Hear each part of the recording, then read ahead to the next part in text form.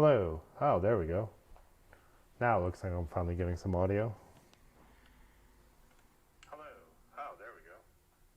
Now it looks like Well, after all that mistakes, this is the part of the usually why I start off explaining why I do this, and that's exactly why I do this, to figure out where my problems are at with live streaming. So if you haven't been here before, this is the evening routine. This is number 4. And the reason I do this is because I started off watching, well,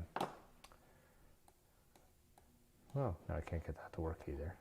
Let's see how the notifications are open. So anyways, I decided to start doing these live streams because one of my favorite YouTubers, Terry Berenson, used to do them when lockdown started in New York. And he would do a live stream almost every day, starting from his home, then going on to his studio, something that I thought was kind of cool, and kind of a community formed around it.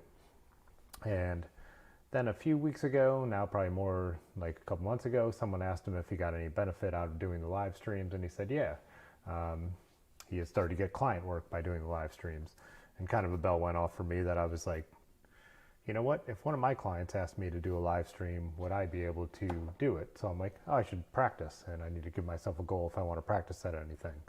So I decided that every Tuesday and Thursday I would do live streams. I haven't kept it up. I did 3 of them. I think I did a Tuesday, Thursday, then the next Tuesday. And I decided 9 o'clock on Tuesdays and Thursdays would be good because this time of year the sun would be down. I shouldn't be out riding. I should be wrapping up the work I have for the day by then. But turns out the last 2 weeks I have been out riding, and I have been busy with work again, doing a lot of video projects and stuff like that. So anyways, it just didn't happen. I just didn't stick with it. And today I didn't jump out at 9 o'clock. I went out because I wanted to test out this, which is my new camera. It's the Canon R5. So I'm just pretty hyped on it. So I figured, didn't get home on time, not starting the stream on time, but I'm like, why not try and get back in the hang of it and talk a little bit about this camera. It is pretty amazing. So I'm filming with my 5D Mark IV, the camera I've been using for 3 years since I got it fairly close to when it came out. And it's a camera I loved. When it came out, I thought I was trying to imagine how a camera could be better. And the way it can be better is by a whole entire new technology. I still think the Canon 5D Mark IV is one of the most underrated cameras ever because it's probably the best DSLR ever made. You know, outside of sports cameras, the best all-around DSLR ever made, I would say, is the Canon 5D IV. I'm going to turn on this input a little bit. I think I have it running a little hot. But yeah, so I've been super happy with the camera. I've never had a problem. And then finally it started to have a couple more like mechanical problems with the dials and stuff like that. It's just a very well used camera. And for me, I've always kept a backup camera, and especially being a pro I have to, and that in this case would be my Canon 6D. But one of the problems I thought with the 5D IV and starting to run into some issues is once you start running into issues, they don't fix themselves, more just come. And I really, with all the video work I do now, couldn't see myself going back to trying to use the 6D for professional work. So I'm like, what do I do? I'm like, I can't be without it. And then with all the rumors starting last year about the R5 coming out, I just started to save my money, and I'm like, I think I'm probably going to make the upgrade and make the jump. And so I started saving money, and I actually pre-ordered this camera in July, and it just got here today. So yeah, I took it out. I went for a bike ride, threw it on my back.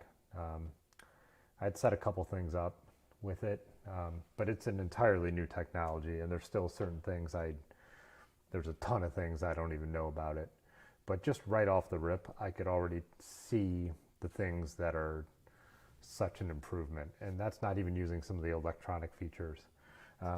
One, holding it in my hand, pulling out of the box, is the size. And it's just, I mean, it's amazing because When the 6D came out, it was the smallest full frame camera in the world at the time, I believe, and the R5 is even smaller. And then compared to the 5D4, which I'm shooting on, the size is even more incredible. You know, when you get rid of the mirror box and all that, it's just amazing how much they can do. And plus the fact that there's way more tech packed in here. You know, it's got in-body stabilization, a higher megapixel sensor, you know. Yeah, the fact that they could get it down to this size is just incredible. But yeah, so I set up a couple things that I could try and figure out, then went out for a bike ride. And it just became, you know, basically I got myself to the point where now I know how to take photos with this camera.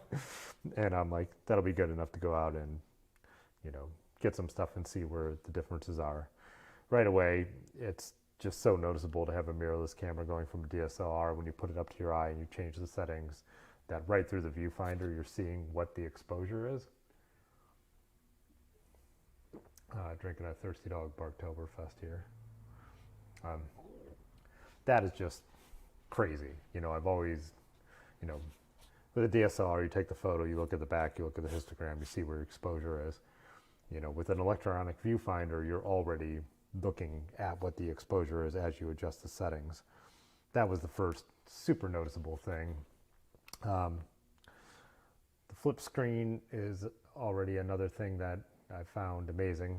One, I love being able to close it so your screen is protected, you know, and then with this camera, you flip it around, flip it back, and then you've got, you know, your normal, what you're used to mode.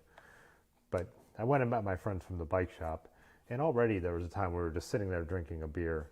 We're holding the camera down in my hand, sitting on a curb. It was just so amazing to have that perspective, and my friend sitting in a stool, like a beach chair, and taking a photo that I probably wouldn't have taken with any of my other cameras. You know, just being able, the perspective without being intrusive, touching the screen, the focus just locking on and tracking, and it was even backlit. I think I have some examples of this. I haven't edited anything.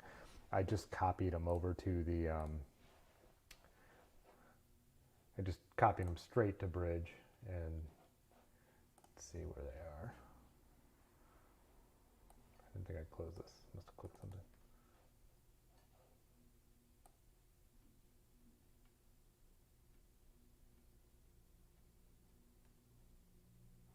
I don't know why they're not showing up in order here. They should be. Yeah, like a shot like this. This is just, you know, holding this camera like real low in my hands, you know.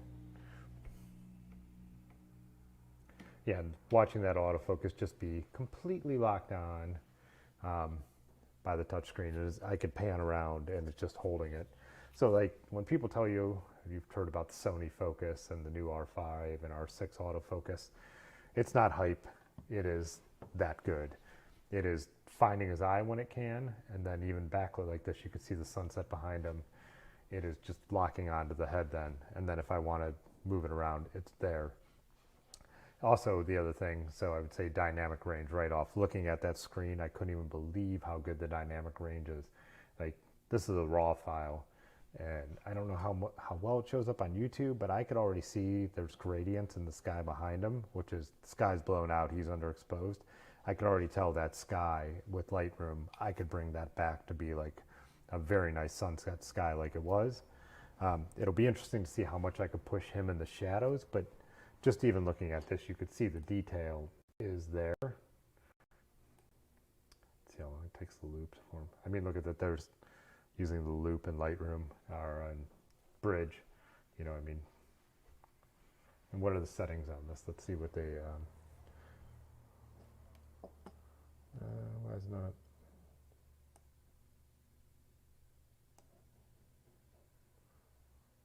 Wow, 81, this is not the settings, it's just something, 8,000 pixels across. So 45 megapixel camera, that's just, yeah, that resolution is just insane. So 1/50 of a second, f4, ISO 640, unprocessed RAW file. That's the other thing that hit me right away, is this has the stabilization. This is the kit lens, and then the in-body stabilization. I noticed earlier when I was downtown Akron, shooting at settings that I never would have, just to kind of test it out. And these are not scientific tests, but so here we are shooting at the long end with this lens at 105 millimeters. It's faster shutter speed. I know I tried some slow. Let's get in here and see where those were.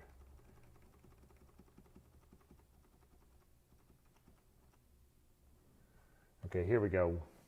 1/60th of a second, f4, ISO 100.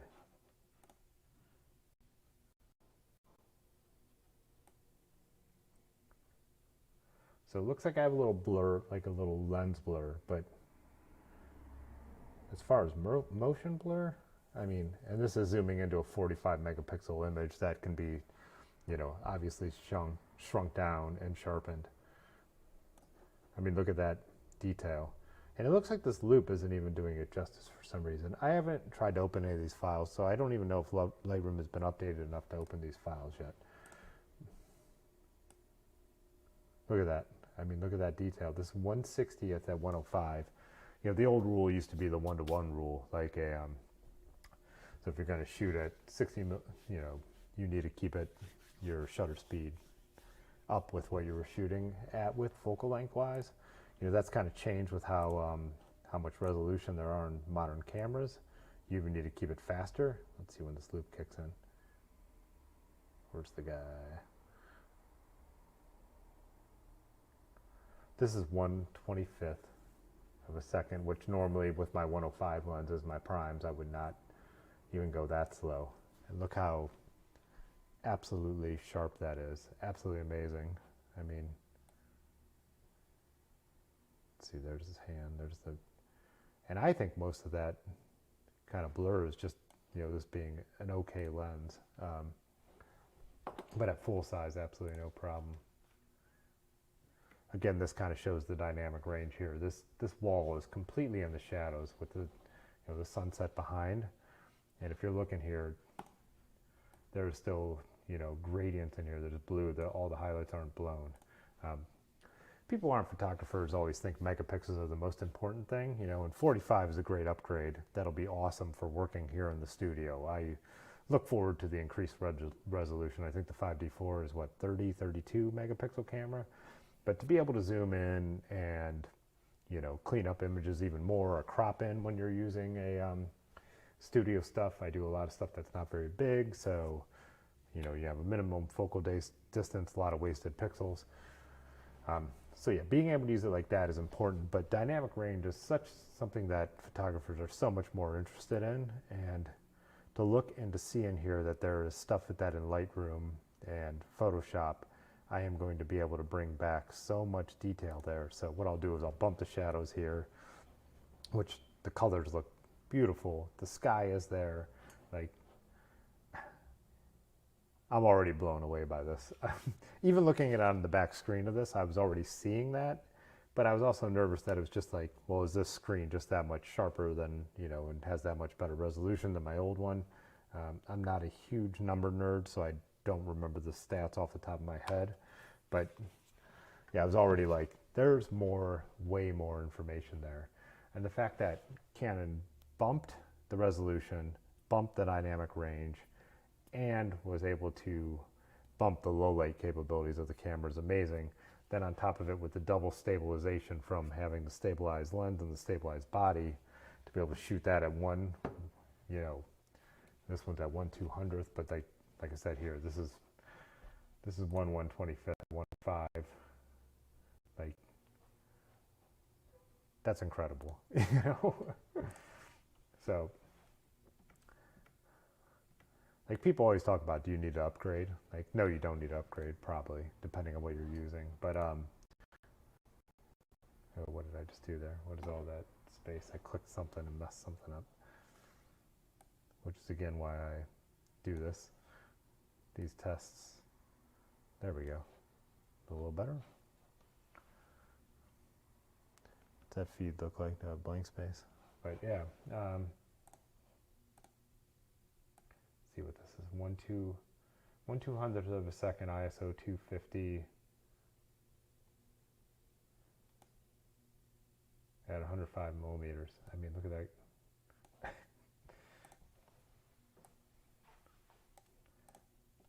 So yeah, I am super hyped on having this tool.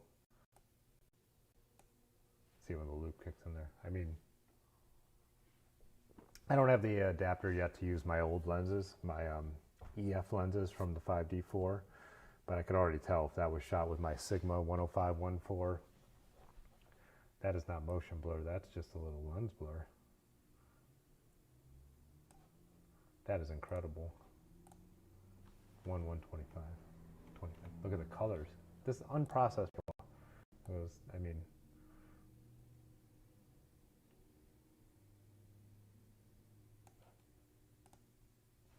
yeah, so already I'd say the hype is real on this camera for stills. A couple things I did, picking it up, there are some noticeable differences. It has that Canon feel. It has that nice deep grip that I like. Most of the buttons tend to fall where you're used to them being, what you would use typically unless you change your settings for shutter speed right here. The dial in the back, which I use for aperture right there. The mode dial takes some getting used to, being digital and digitally displaying it and switching between video where it's a mode and then a press on the info button. That's a change. I think I might set up a custom function button that does that if, I don't get used to it, but that's something to, be determined. I'll mess around with it a little bit. The thing that I missed, so basically when I'm shooting stills, there's 3 settings that I'm messing with my 5D4, which is shutter speed, aperture, and ISO.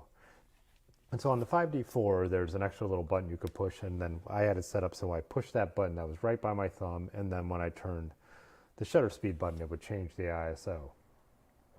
This doesn't have a button like that, and instead when you get it out of the box, this mode dial works as the ISO, and I felt like pulling my hand from here to here. I know it's minor, but just felt like very awkward and different. But the thing with these new RF lenses is you have a control ring that actually has clicks in it on the lens that you could set to do whatever you want. So before I went out, that's one of the few things I changed, was setting that to be the ISO. And so now to hold your hand where you would have your hand falling anyways and have the ISO control there and then have your shutter and aperture has already been amazing. I think it's going to be, I didn't change the mode dial because I'm going to adapt my old EF lenses for when I need them.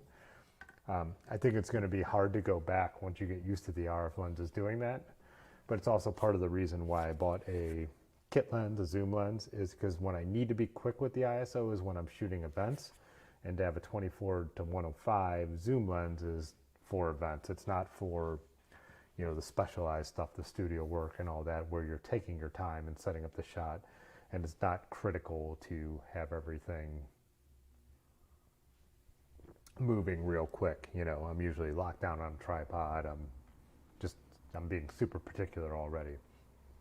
And that is another thing that, if you follow my photography, like I shoot prime lenses. So with the EF mount, I have, a 35-1.4, an 85-1.8, a 50-1.4, a 105-1.4, and then I have, the 24-1.4. So fast prime lenses are what I like in general. So it seems weird to buy a 24-105 f4 lens, but knowing that, or from seeing what the review showed of the low light capability of this camera, it didn't seem to matter as much to have the fastest lens. And then if events ever come back around, I figured a zoom lens is going to be kind of nice, because a lot of times I would actually carry the 5D and the 6D with 2 different, like the 35 and the 105, so I could be like really quick with different focal lengths.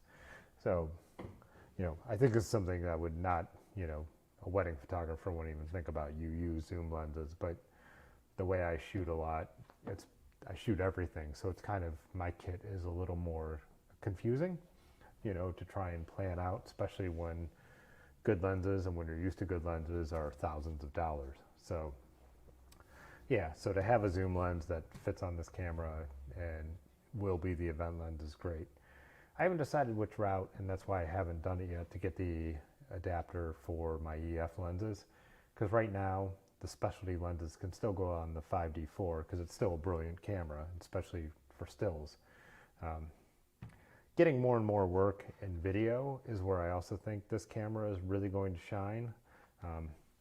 Like I said, I haven't transferred any photos yet. This is just a first and absolute first impression, or photos or videos, but I shot some video tonight. And again, flipping out the screen, locking on the focus, watching how locked on it is, it's just brilliant. And the IAF and the face tracking is amazing.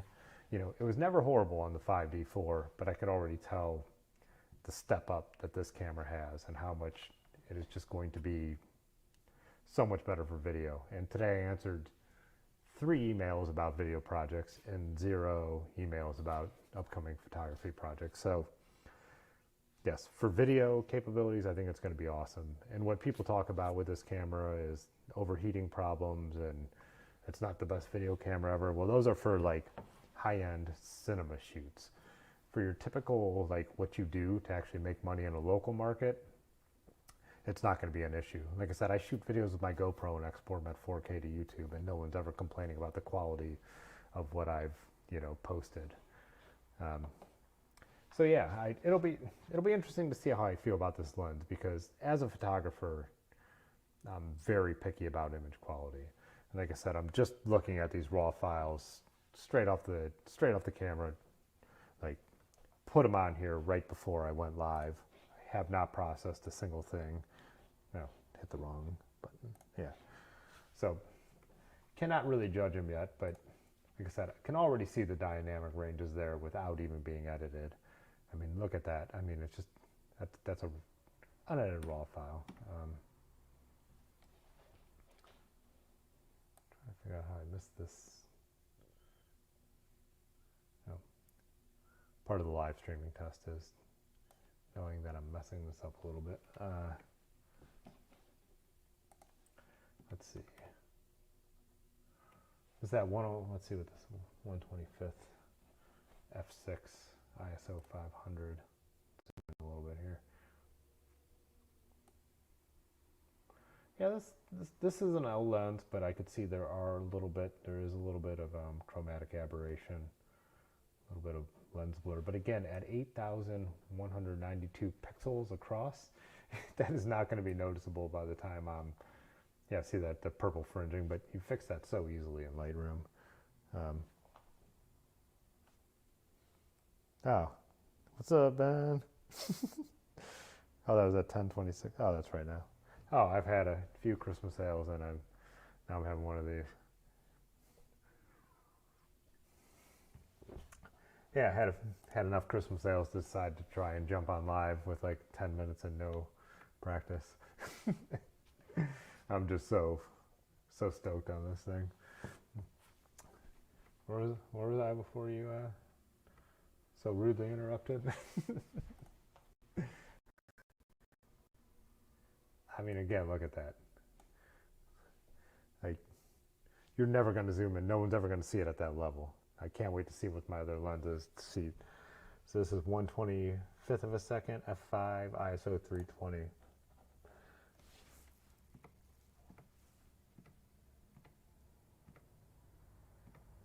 Again, I need to edit this. Like, I could already tell. Look at all the detail and the highlights outside the window.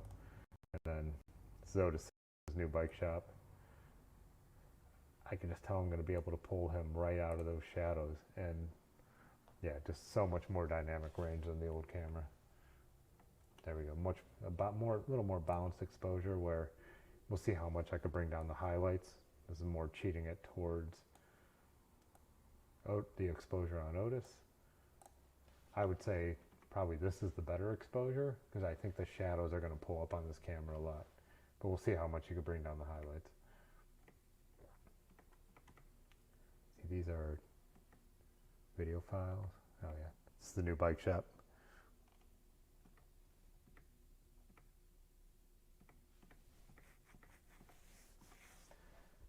When I was messing around with this again, I remember I was going real. So this is 1/40th of a second, something I would never shoot my old camera at. There would just be motion blur. And I tried to zoom in on the screen when I did it, and now let's look here. Like, yeah, I mean, 1/40th of a second, f4, ISO 640, unprocessed file. No shake. Yeah, that IBIS and the in-body in-body image stabilization and then the lens stabilization is amazing. And I've seen people post stuff online where they were going to a second. I haven't tried to mess with any of that yet. Again, I figured this would be a great dynamic range test later.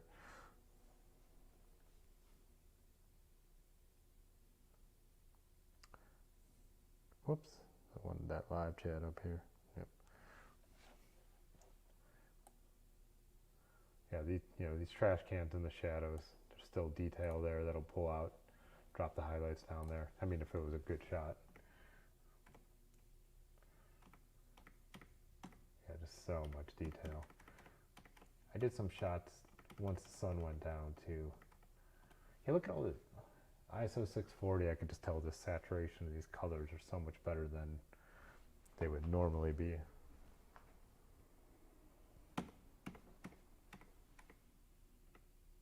Oh, here's where I was trying to test how slow I could shoot. So 1/60th at 105, ISO 2500. See when the loop kicks in. Yeah, I mean, that is just incredible quality.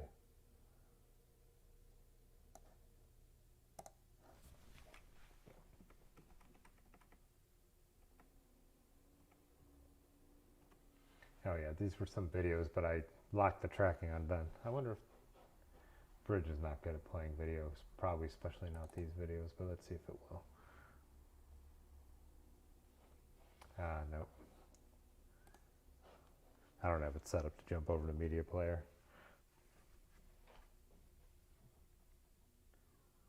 Let's see about this.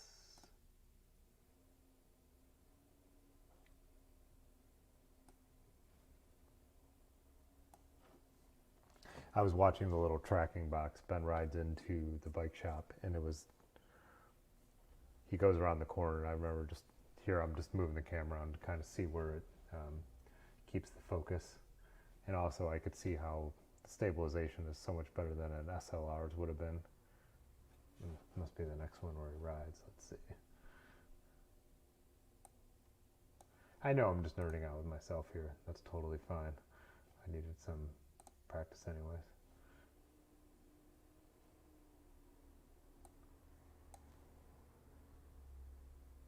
Yeah, as he went through that doorway, it was just tack sharp.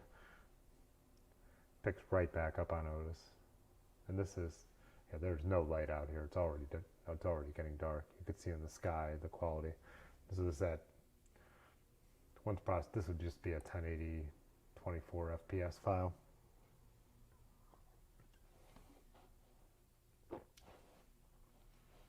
Yeah, anyways, I don't know if I need to keep rambling about this. I need to make a reel. I'll probably, I'm not a camera reviewer. I've said it in all my videos about, when I make videos about any kind of, about GoPros, about, I've made videos about the 5D Mark IV. If you want your perfect tests, where people are doing all the scientific, boring stuff, there's tons of YouTube and great YouTube about that. I watch it as well. I always talk about how things work for me.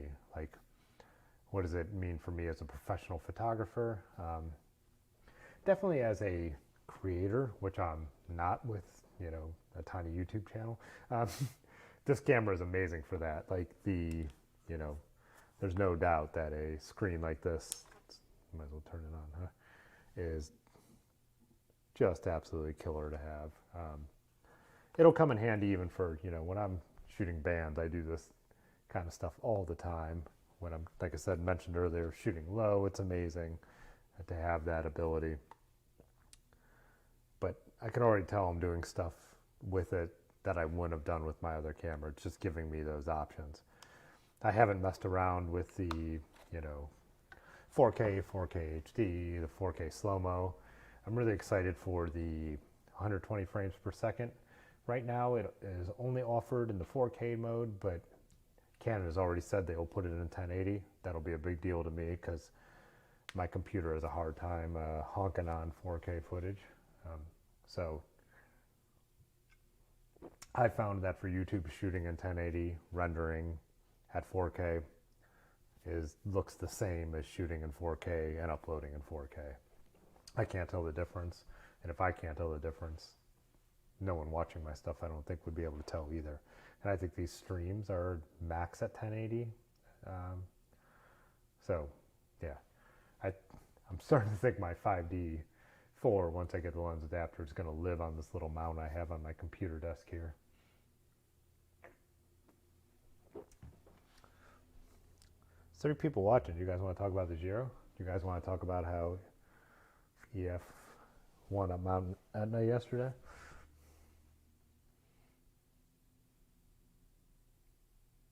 There's a delay, so I'll wait.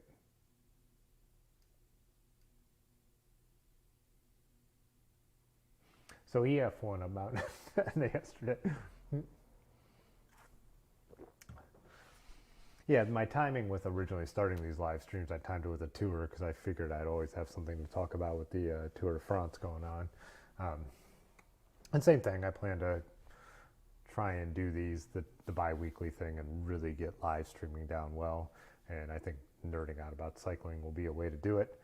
On Thursday, I was thinking of trying out, I want to go back and test out my laptop for live streaming. My first live stream ever I did on my laptop with the 5D, it worked fine. I did not get the audio interface to work because I run it through, as I've talked on the other streams, my DRX40. So this lapel mic runs into this, which runs into the computer. But I think it was just a bad cable. I think it was not a data cable. It was I had accidentally charged in, just plugged in a cable that's just a charging cable. But so my laptop is a little underpowered because it's more of a, oh, it's sitting here? No. It's more of a, kind of like an Ultrabook from 3 years ago, Lenovo, and I don't think it was ever, I don't know, I don't think they ever nailed all their stuff anyways. I've had some problems with it a little bit. But one of the things was, I'm thinking, well, if you're talking about running live streams at events, I need my laptop to be capable. So I was thinking on Thursday, I'm going to do a laptop test, and I have a roll of film to develop. So I thought it'd be cool to try and set up in a totally different location and not use my powerful desktop with this perfect setup. Let's see if I could do it more remotely and over the Wi-Fi, because this computer is hardwired in. So these streams obviously go really well. The weakest link is all human error. I think I've got it set up really good. The other thing, I was talking to my friend Brad today about getting this tower has room for more inputs. The problem is it only comes with 2 inputs for USB Type-C, which I need to use to have my cameras in. And I was thinking it'd be cool to have multiple cameras, but I also, since I'm editing all day video, I plug my hard drives into those. So I have to unplug my hard drive, plug my 5D4 in to use it. And that's a pain. If I have other things open, then I lose all my files. And so say I wanted to come on here and show a bunch of my files and have the camera going, I can't do it. And then if I want to do multi-camera angles, I'm just totally out of luck right now without buying that expensive, hardware switchers and coding switchers, something I'm just trying to learn about. But I don't think it's worth investing in for someone who hasn't made a dime off live streams yet. If clients start paying me to live stream, once I understand OBS and I've got the software down, then that'd be something totally worth investing in. But it seems like the reasonable ones are $800 to $1,200. So just bought a $5,000 camera, and so that's not in the cards right now. As for someone who just wants to be a hobbyist YouTuber. Special guest Smokey. Well, remotely just meant in a different room in the house, or the studio, but. Aaron got a kitty named Smokey, and I took some photos of Smokey. I have not edited them yet. Edit. That's the Christmas ale speaking. Edited them yet. Let's get them. Let's get Smokey up here.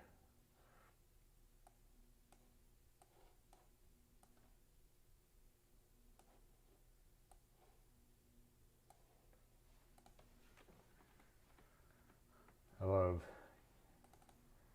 little kitty cats, and since mine passed away, I had to get it put down not too long ago. Really miss my cats. This is Smokey.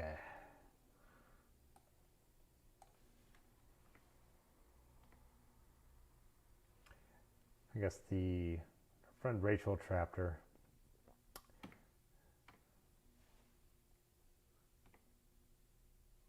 this is still shot with my 5D4, and I shot this at with my Sigma 105-1.4. Again, on unprocessed raw photos. And it's such a cute cat.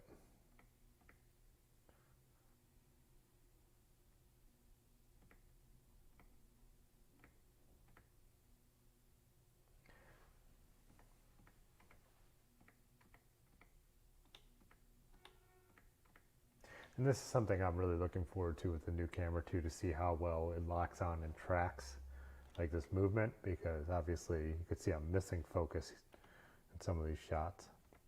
And then also this, like I know I'll have such better low light performance from the new camera. Because what are these at? 1600, ISO 1600.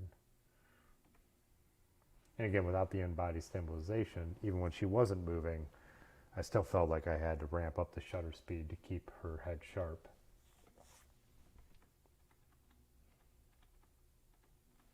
Yeah, so that's Smokey.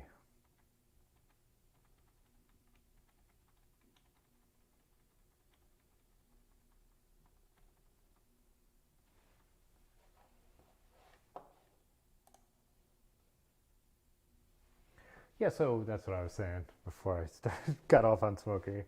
Got off on talking about Smokey. That I think on Thursday I'm going to try and see if I could live stream from my laptop while I'm developing a roll of film and still like do it at the normal time, so 9 o'clock. So if anyone's in the chat, see if I could do that, not mess up a roll of film, and do all this at the same time.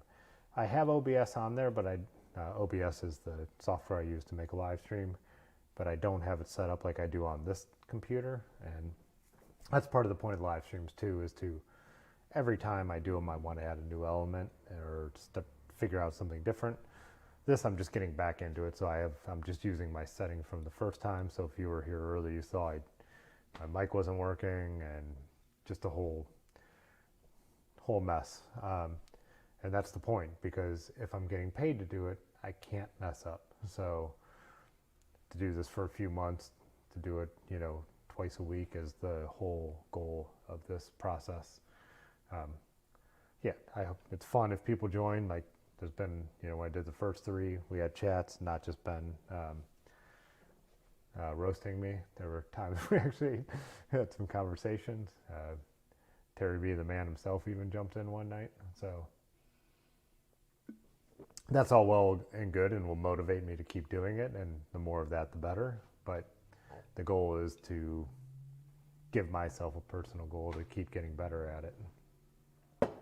I'm excited. So this will go out, the R5, for my first real job tomorrow. So I think what I'm going to do is grab the GoPro and try and also for YouTube make a kind of vlog of the whole situation. So I'm going to leave here around 3. I have a fishing derby at Summit Lake to photograph for the Night Foundation.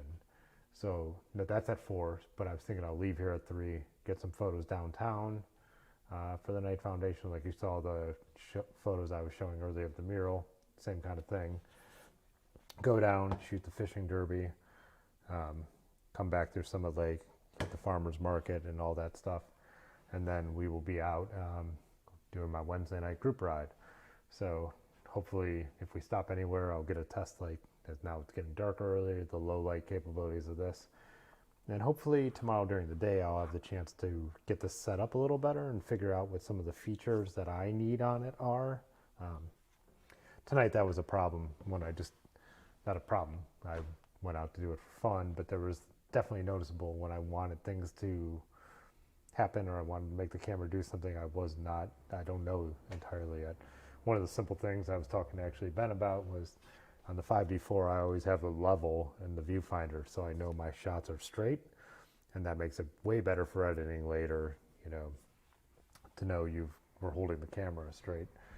I haven't figured out if there is some kind of electronic level in the R5 yet. There's got to be. I mean, they've had it in their cameras for years. There's got to be a way to have that in the viewfinder. I haven't figured out a way to get the histogram to pop up without taking up like too much screen real estate. It seems like that's got to be something that's a feature in here. When I did get it, I uploaded or downloaded the latest firmware right away because they've already made some pretty major changes to the operating software, which in the camera is called firmware. And they've already promised more to come. Like I said, that slow motion and 1080 and a couple other things. So yeah, I just need to spend the time. You watch some more YouTube videos, read the manual, or just play around with it is what my usual way to do things is. But this really is a new technology. It really is it's a big upgrade. I think, I think the internals are what the 5D Mark V would have been if they were going to put it out, which would be the most direct upgrade I've ever done in my life. I've always jumped camera lines, so to speak. And this is jumping camera lines because it's an entirely new camera line, but I really believe most of what is like image quality wise and stuff like that is what they would have put in the successor to my old camera. But since they did, the mirrorless thing, then there's so much you can do with an electronic viewfinder and some of the stuff, there's a learning curve there. It's nice to have the familiar Canon menus, you know what you're looking at, but also I've always set up a DSLR right when I get it, and if I need to find something, I look in the menus, look at YouTube videos, whatever I was just rambling about, set it up once, and then it's good to go for, the rest of the time you're using it. There's just a little more to it. Things are pretty different with having that mirrorless, setup. And also, I don't want to get stuck in shooting this like it's a DSLR. I want to take advantage of what this thing could do. All the stuff I've heard about focus peaking, zebras, there's all kinds of just, the IAF, like have it set up, With the other DSLRs, the 5D Mark IV was the realization of everything a DSLR could be, I believe. And I had it dialed in, and I knew exactly how to use the camera as good as anyone could use a camera like that, and had it set up to be perfect for me. And I don't want to get lazy and try and shoot this camera like I shot that camera, because this has a lot of benefits that I should take advantage of. So, and also as a $5,000 investment, I better take advantage of, I was joking with Ben and Otis earlier tonight that when I got it, I'm like, oh, this is the most I've ever invested in my business, and then I'm like, well, besides the fact that I'm standing in, that was the biggest investment. This is number 2, but still, this is a chunk of cash that I laid out all at once. This is a monthly bill, and it's very different, Anything else I should close with? I had something in the back of my mind on that last ramble.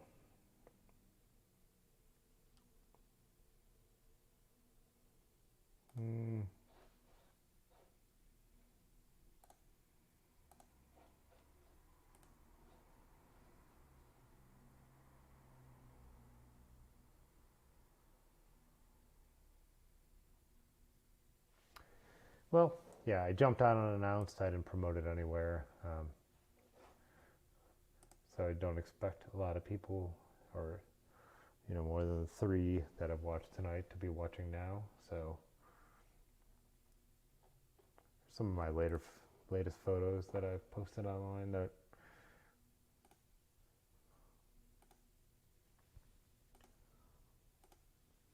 again, you look at this, the 5D4 is no slouch, but the new camera is going to be awesome.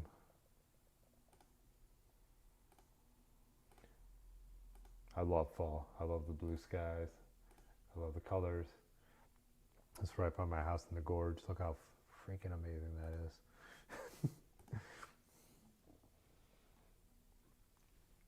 This is those weird sunrises we had during the wildfires where the upper atmosphere was actually, the smoke was actually making the sunrises and sunsets better. Cool and sad, right?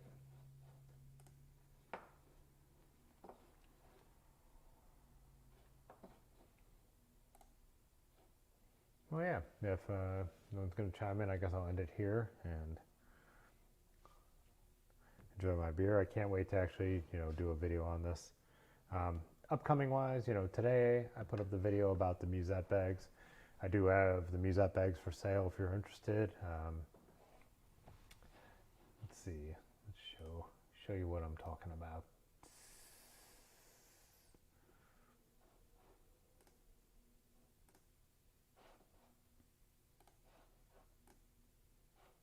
Yeah, there you go. I had my friend Micah, he printed me to my Christmas house, printed me up some musette bags with my logo on them. Kind of took my traditional logo and kind of like roughed it up a little bit, which is really cool. I do have some of the t-shirts left too. I think I'm out of larges, but got some medium smalls left. The next run will be a totally different color, and I'll do some extra smalls because I've had a few friends who've asked for those, and I'll do some extra larges.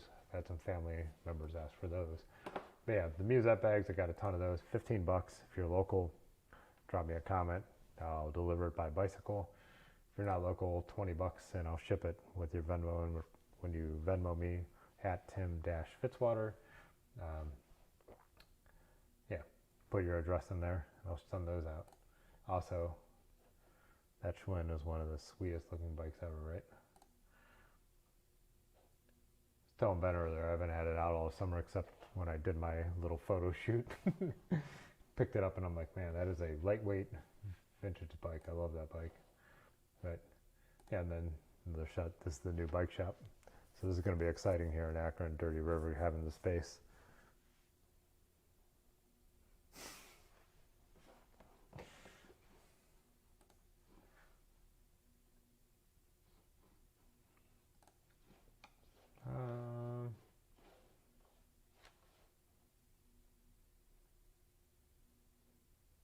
Let's see here.